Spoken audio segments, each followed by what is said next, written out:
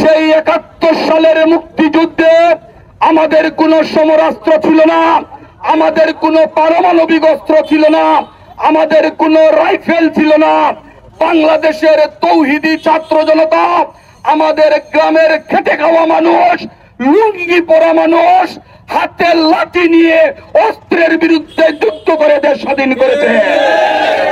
আমরা সেই 71 সালে যখন পাক হানাদার বাহিনী আত্মসমর্পণ করে, সেই আত্মসমর্পণ অনুষ্ঠানে আমাদের সিলেটের সন্তান মুক্তিযুদ্ধের সর্বাধিনায়ক জেনারেল উসমানীকে আমরা উপস্থিত দেখতে পাই নাই।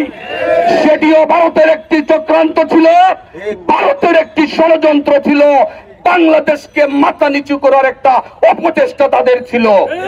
আমরা লক্ষ্য করছি গত কিছুদিন থেকে চিন্ময় দাস নামে একজন ইসকনের উগ্রবাদী বহিষ্কৃত সদস্য বাংলাদেশের স্থিতিশীল পরিস্থিতিকে অস্থিতিশীল করার চেষ্টা করছে। আমরা গত কিছুদিন থেকে ইসকনে গিয়েছি।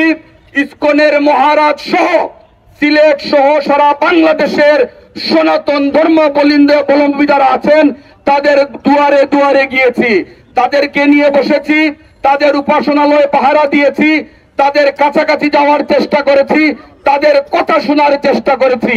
তারা উৎফুল্ল, তারা উজ্জীবিত। গত কিছুদিন আগে সিলেটের পুলিশ কমিশনার মহোদয় একটি সভা ডেকেছিলেন, সেখানে ইসকনের মহারাজ উপস্থিত ছিলেন। মহারাজকে যখন বক্তব্য দেওয়ার জন্য বলা হয়েছিল, মহারাজ কোনো বক্তব্য দেননি, কিন্তু যে বক্তব্যটি উনি দিয়েছেন সেটি আমাদের হৃদয়কে নাড়া দিয়েছে। মহারাজ বলেছেন, এই দেশ আমার, এই মাটি আমার, এই সমাজ আমার, এই দেশের উপর যে সম্পদ, সেই সম্পদ আমাদের, আমি এখানে কি বক্তব্য দেব? এই বক্তব্যই পরিষ্কার হয়ে গিয়েছে যে ইসকনের সাথে চিন্ময় দাসের কোনো সম্পর্ক নেই।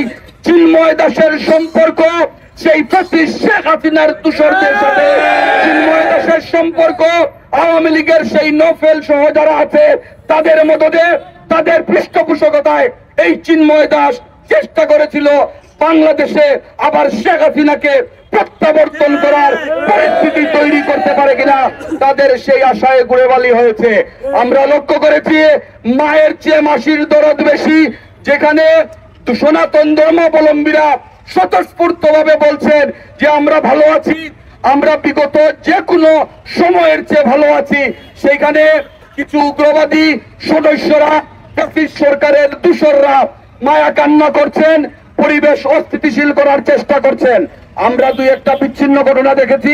আমরা পুলিশ প্রশাসনকে ধন্যবাদ দিতে যাই তাৎক্ষণিকভাবে তারা ব্যবস্থা নেয়ার, কিন্তু আমরা এও জানি প্রশাসনের ভিতরে সেই ফ্যাসিস্ট সরকারের প্রেতাত্মারা এখনো রয়ে গেছে, যারা প্রতিনিয়ত বাংলাদেশকে অস্থিতিশীল করার চক্রান্তে লিপ্ত আছে।